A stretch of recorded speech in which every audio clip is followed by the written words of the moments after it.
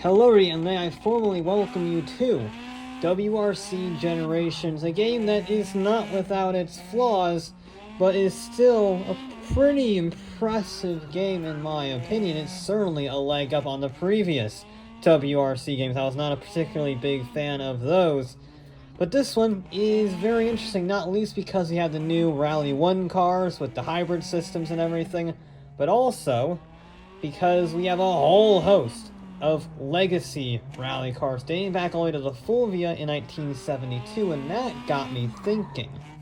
Sort of like what I did in Dirt Rally 2, what if we compare each generation of rally car to each other to see how the times have progressed over time? Only with the added benefit of having the actual WRC cars and not just the Rally 1 or whatever they call them in Dirt Rally 2. You know, the not WRC cars that they had. So now we got the actual vehicles. Who will come out on top? And first up is the Lancia Fulvia from the International Championship of Manufacturers before the WRC was even really a thing. This was the beta version of the WRC, and this is one of our only, in fact, I think it is our only front-wheel drive car. I'm not sure about the Fiesta from later on. But it's not very powerful, less than 200 horsepower, but it's very light, and it has that good traction from the front-engine, front-wheel drive layout. We are expecting this to be the slowest, let's be real. It's probably going to be the slowest, just by, well, the nature of being a front-wheel drive car on the dirt. It is an interesting track. It's a pretty well balanced track. I would say about 25-26% dirt, and then the rest of it is tarmac. But it's got some high-speed sections, some low-speed sections, some high-speed dirt sections, and tarmac. Got some hairpins. It's a very good test of multiple disciplines of rallying: tarmac and dirt, high-speed, low-speed, chicanes. It's got a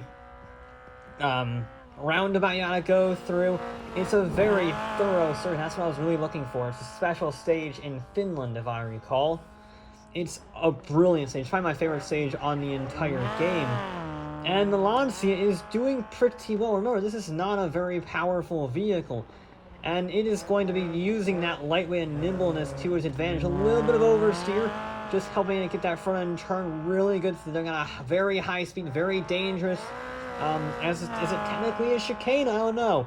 But you have to go between the two bollards without dying, and that's very scary. This is also very scary, because that fence there does jut out, and it will catch you out if you are not paying attention.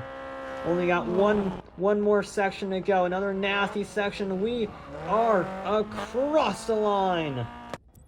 But it is now time for the first ever WRC champion from 1973, the Alpine A110. This is rear engine, going from front wheel drive front engine to rear wheel drive rear engine, and this is definitely more tail happy than the Fulvia, that is for sure. It's a slidey bugger, that is stated quite apparently in the driving. This took a fair few attempts to get everything clean. There wasn't really any deadline for what constitutes, you know, how many runs you can do, because it's all about fairness, and I want each vehicle to have as clean of a run as possible, so there weren't any, you only have 3 attempts or only a few retries, something like that. So whatever run was the best, whatever run was the fastest after a fair bit of practice was what I ended up with. And yeah, this is a slidey thing. Going from the Fulvia to the A110 is a learning curve that really prepped me for what was to come, as it turns out. And we're a little wide, and that would become a common theme. Like, not common is the manic oversteer. Normally vehicles are pretty composed, running up that banking slate to help maintain that corner speed. The Alpine, though, was a little bit sketchy. You can see it's waggling its tail all over the place, but it is a lot faster accelerating, so it should be considerably faster than the Lancia, although the Lancia is more composed through these corners, and it might even have a better initial drive out of the corners. Obviously the power immediately takes over after that, but the initial drive might be better in the Lancia because you're not spinning the wheels up. It's got that good traction. You see it clipped the fence there, not perfect through the chicane, but it does make it through relatively clean, not much time lost. Little bit of oversteer, clips the curb, nearly rolls it sideways, and we are across the line. But next up is an interesting one. The Fiat 131 of Barth, bit of a forgotten rally car, this one, unfortunately. I've always kind of loved its styling. It's sort of like a Lada, but actually good. I think that's because wasn't the Lada based on the 131? I don't remember. By the way, this is definitely not as slow as a Lada. This is a pretty rapid vehicle. However, I did not like it. It just did not feel like it had the acceleration. It certainly did not feel like it had the composure. The Alpine was a little bit of a maniac for what it was, you know, for its performance level. This is just not nice to drive. There's nothing inherently wrong. There's no glaringly obvious problems. It's just across the board, it's like a B-.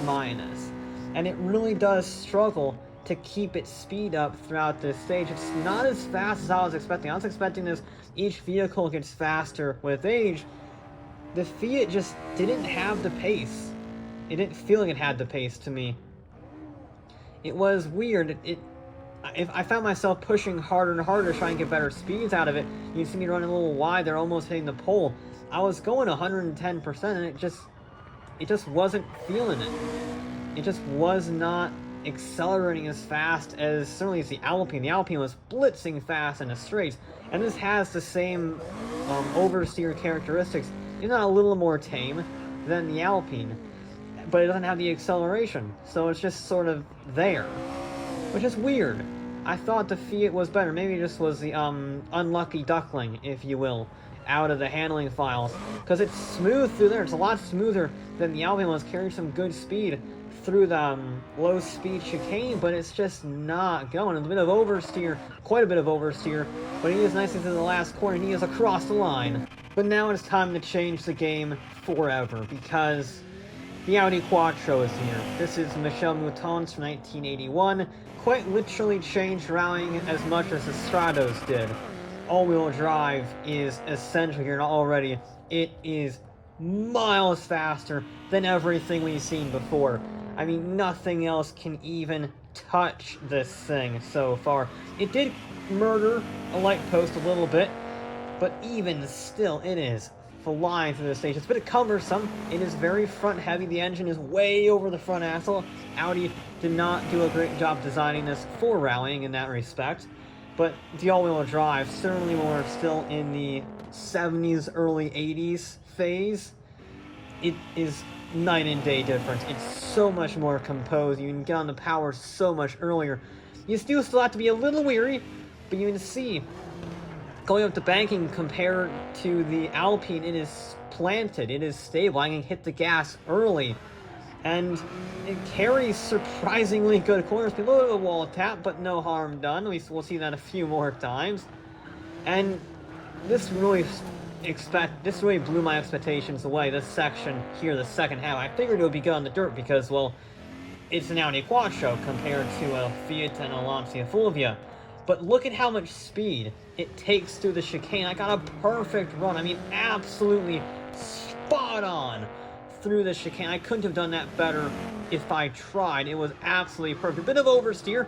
It is still a rally car after all, but it is also across the line.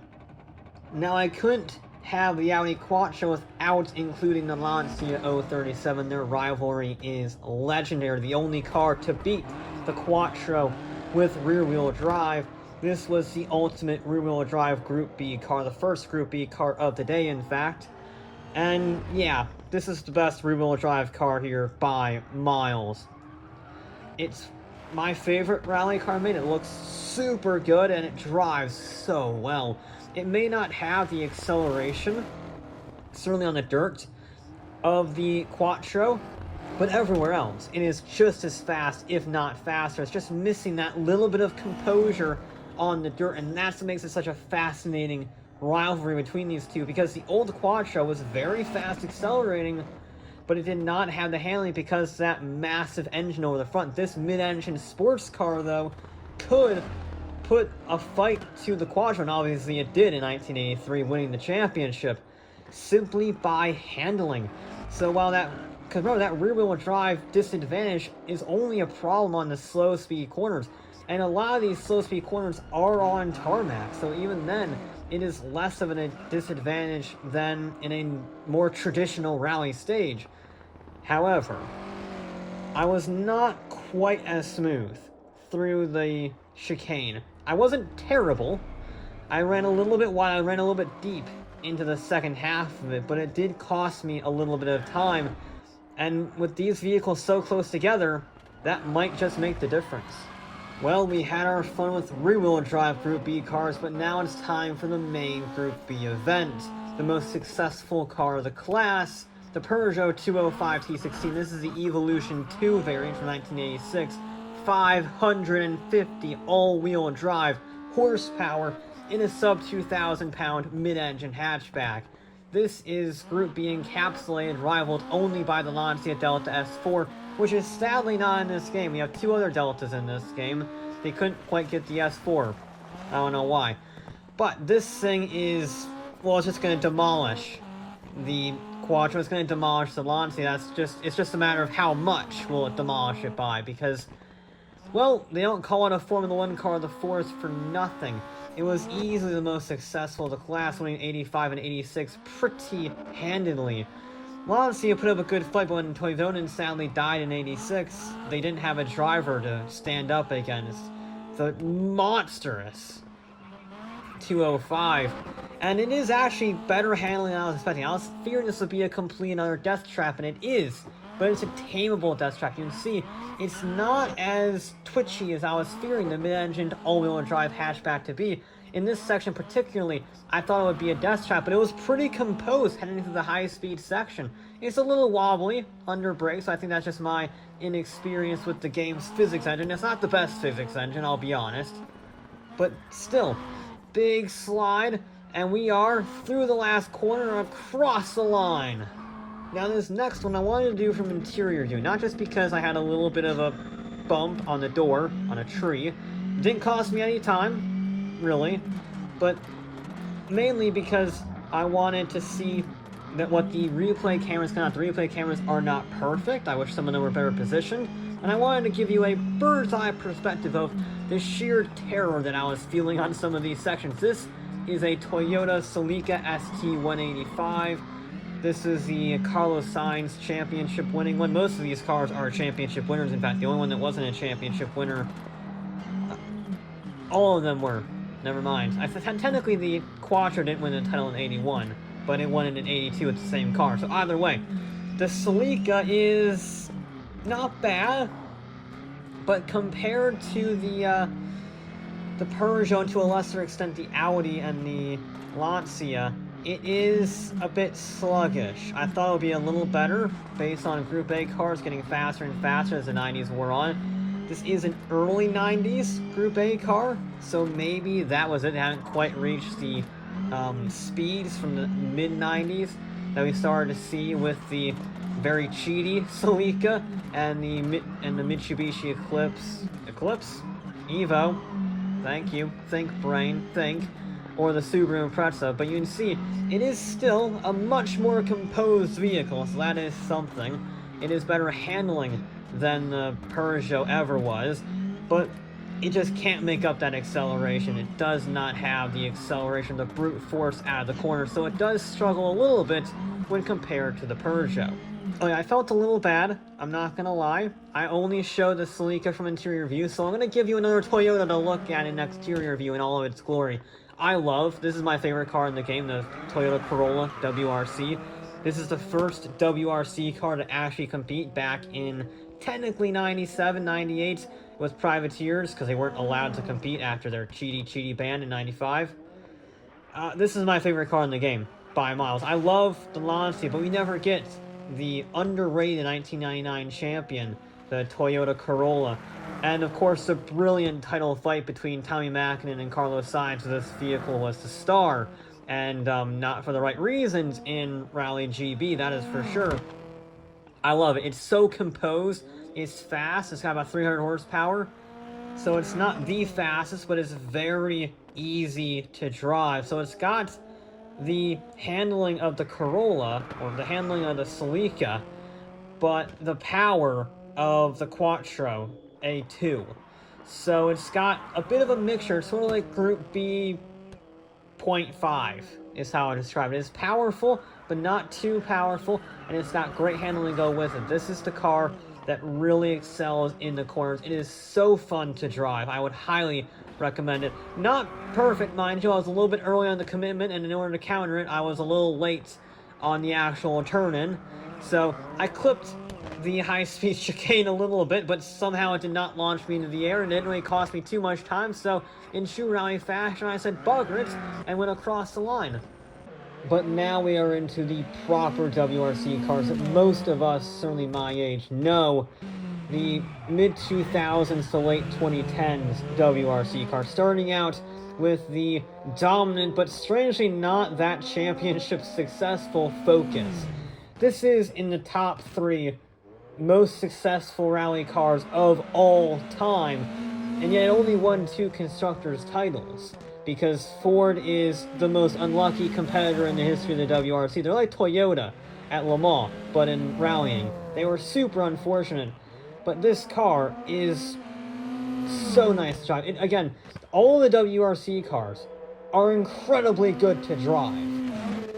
I mean the WRC regulations, not the thing. But anyway, they're so nice to drive, and all we're going to get is more power and more power.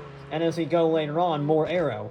So they're going to get nicer to drive as technology progresses and aero progresses, and they're going to get faster as the regulations will relax more and more to allow for more and more horsepower. So the times should just start to tumble. And this car, again, not quite as good handling, in my opinion, as the Corolla, but I'm also slightly biased towards the Corolla, I'm not going to lie. But regardless, it's a bloody good handling car that I, again, slightly binned into the fence. It cost me a little bit, like 2 or 3 tenths maybe, if you count the momentum, but either way, it's across the line. But up next, we have quite a time jump from 2007 to 2016, because the Volkswagen Polo R WRC car is, again, another kind of forgotten legend. This was overshadowed by Dieselgate. But this won 4 championships back-to-back, and it's a very, very fast car, very well composed. Although, it's more like the Peugeot than the Focus, we'll put it that way, because I do feel this wheelbase is a little short for my liking. You'd see it really likes to rotate that back end around. Once you get used to that, it can be very quick, but it is also a little difficult to get used to that, especially after driving the Focus and the Corolla and the Celica. It's a little twitchier than those previous vehicles, but the speed difference is undeniable. Once you do get used to it, and it does take a bit, it is so fast. You got the good luck drift tap on that wall, very strong plastic barriers, those ones. But again, you can see how much more speed it's carrying. Again, helped out by the acceleration out of the corners. This is faster accelerating. 0 to 60, we're now reaching under 3 seconds for these cars. So they are not slow. They are no longer the Celica of old. They are insanely fast machinery. And you can see it's already one more corner to go, and we are across the line. Now, I'm sorry, I'm not usually this Toyota biased, but they make such good rally cars, and also the Yaris is probably the most insane rally car I've ever seen. People have sort of slept on this, I think, but the 2019 to 2021 WRC regulations were basically Group B in the modern day. Look at the aero kit. It's a Group 5 silhouette racer of a hatchback. It's insane, the rally cars from 2017 to 2021. Ridiculous body kits, ridiculous aero, 380 horsepower. I mean, they have diffusers, for God's sake. They have underbody aerodynamics on a rally car. The Yaris, in particular, is so good. Hell, you have so much confidence to chuck it about. Look at the speed I'm carrying through these tarmac sections, even the dirt sections. It is unreal how fast these cars are through the corners. They might be the most aerodynamic vehicles we will ever see in the WRC. I don't know. You know, you never can predict future WRC regulations, or any regulations, in fact. But this might go down as the most aero ever seen on a rally stage. The aerodynamics are incredible, the handling is phenomenal, the nimbleness without being twitchy is unmistakable. And then nearly 400 horsepower on the exit of the corner. Yeah, these cars will never be forgotten. However, it's time for the R1 cars. I was saying that the aerodynamics on the previous gen were Group B levels, if not more. This is Group B power levels back for the first time since, well, Group B. With the hybrid system, depending on the mode, because it is not always available, you have over 500 horsepower on tap. These are insanely fast vehicles. Just based on some of my runs off the start line, I was clocking 2.3 seconds to 60. And these are not geared like rallycross cars. These are geared for more high-speed sections and those things.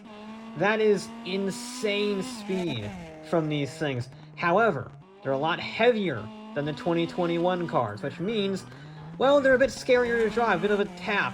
A very touring car level tap on the wall there, but it didn't really do too much, and you make up your time in the acceleration zones. You can just about keep up like 90% of the way with the 2021 cars through the corners, but then the acceleration evens that playing field. These two cars, the Hyundai and the Yaris, are so close together on track. They are practically neck and neck. Would I rather take the Yaris? Absolutely, because it's far better handling. But the Hyundai, for being much heavier, put up a really, really good show. Now, this isn't just full of WRC cars, okay? We got some other classes, too. We got the lower classes, like the Skoda from the WRC 2 category, so we have the feeder series coming up next. And this is essentially the Polo R from 2016, but was a little less power. It is very good handling, so I guess it's technically better than the Polo in that respect. It is better handling, but it is a lot less powerful. So it's the performance is as you would expect. You can carry a lot of corner speed, you can be really aggressive with this vehicle. You can see how close I'm getting to the walls, but it doesn't have the acceleration, certainly, of the R1 cars, and definitely not of the Evo 2 Peugeot or stuff like that, because, well, it doesn't have the power. It simply does not have the power-weight ratio. And is that really surprising, given the fact it's a WRC 2 car? No.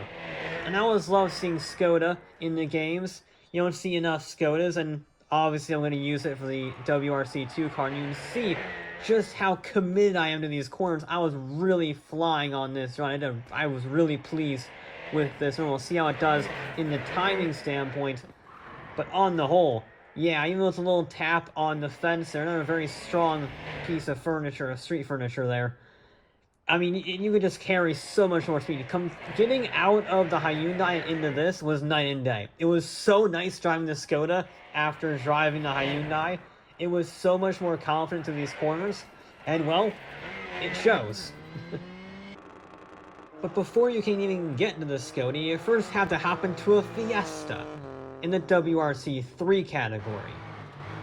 I'm not sure this is front-wheel drive. I thought it was front-wheel drive based on the regulations, but it feels all-wheel drive. Like, to drive, it feels like it's got all four wheels being driven, so I'm not actually sure if this is all-wheel drive or not.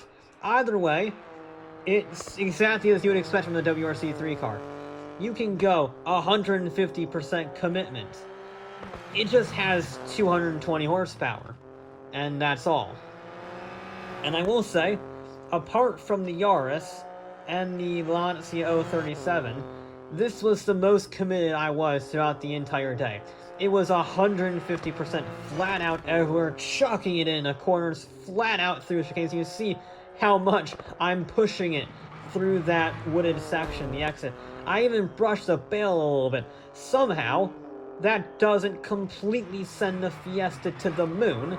I hit barrels like that a little more harsh, I will admit, but still I hit barrels like that before and they launched me into the scenery. But the little Fiesta, no. It was very happy to hit the barrel without any problems, so I guess that works. I mean, you can see the commitment is 120%.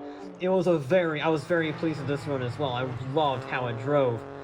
A little wide on the exit, but that just meant I was carrying a lot of speed, and I was really impressed with the little Fiesta. I wasn't expecting much, and it gave me a lot for not much. But as pleased as I was with the Fiesta's run, do you really think I was going to end it on that? No. because we have the RGT car, specifically a 911 GT3 RS. And when I can run a 911 GT3 RS on a rally stage, I'm going to do it. This is, I think, the only car currently running in RGT. I think the Alpine was supposed to. I'm not sure if they've actually bothered to yet. I know the Fiat 124 was also kind of competing, but Porsche has been dominating it for the last few years, and you can see why. It's very fast. It was the fastest car in the day in terms of straightaway top speed. Almost 110 miles an hour on this rally stage, which is incredibly fast for the nature of this stage. And I was surprised on how composed it was. Even on the dirt, it was pretty good. And then, of course, you get to the tarmac, and what was the GT3? It might want to wheelie a little bit because of the suspension, but at the end of the day, a 911 GT3 RS is a GT3 RS. It's a bloody good handling vehicle. And yeah, considering this rear-wheel drive, it's absolutely flying. It was easily the fastest two-wheel drive vehicle by a light year. The Lancia 037 is still my favorite two-wheel drive, but the Porsche is faster, way faster. Not great through the chicane, sort of bounced around a little bit, got very lucky to not completely bin it and not lose too much time, but the Porsche is across the line. So, as you would expect, it was pretty close for the win. The Hyundai just, and I mean just by less than 1/10 of a second, edged it over the Yaris purely by acceleration. The Yaris is far better handling, but the i20N is just good enough to the corners, and then that 580 horsepower, whatever it is, can just catapult it down any acceleration zone. So that is a huge plus. And that is how it won, by the slimmest of margins. After that, it pretty much goes the order you would expect. The Polo in third, 2 seconds slower. The GT3 was pretty close. It got beaten by the Focus, but it did beat the Corolla, it beat the Peugeot. It did get beaten by the Skoda, the Rally 2 car, which the Skoda did really good to score a top 5 finish, all things considered. I mean, it beat a 911 GT3 RS, so anything that can beat that is a very good handling vehicle. The Corolla was good, but it didn't have the horsepower to match the Peugeot, but it did manage to out-accelerate the Fiesta, which had a brilliant run, if I may pat myself on the back. The Fiesta's run was 150% commitment, and that is how it managed to squeeze a top 10 finish, just half a second ahead of the Audi Quattro, which in turn was just 0.2 of a second faster than the Lancia. Those two are practically inseparable. Considering the all-wheel drive advantage of the Quattro on the dirt, the Lancia deserves a round of applause, even if it just missed out on a top 10 finish. The real interesting one, though, is that the Fiat gets beaten by both the Alpine and the Fulvia. I knew the Fiat wasn't as quick as the Alpine, just by driving it, but I thought it would at least beat the front-wheel drive Fulvia from 1972. But no, the Fiat got beaten by a front-wheel drive coupe before the WRC even existed. Yeah, that's, surprising, to say the least. And also surprising, the Group A car, the Toyota Celica. I thought that would do better.